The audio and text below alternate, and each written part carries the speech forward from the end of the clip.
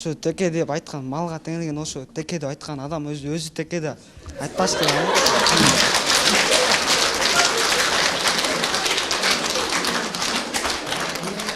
Эмне дейсиң? Ошо айтпаш керек да, ал деген кыз деген бул келечекте апаң, карындашың, кандай десем эми, эжең болот, жубайың болот. Аял деген бул апаң.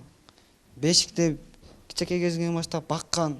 Анан ошону эле бир кичинекей кыз көчөдө кетип баратса, бул текедей экен, мындай экен деген. Азамат, ошол текедей кыз барго? Ошол бирөөнүн карындашы да мисал турабы? Сен деле карындашыңды бирөө ушинтип айтса, мүмкүнбү же мүмкүн эмеспи? Ошону салыштырып туруп сүйлөш керек да.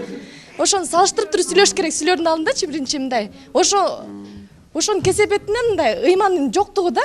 Азыркы кезде ыймандын жоктугунан ошондой сөздү сүйлөп келишет да эркектерчи. Эми ошондо болбогула деп атпайм, ошондо кийинип азыр мисалы күн жылып калды да, кыздарым көп эле паркта жүрөт да, мисалы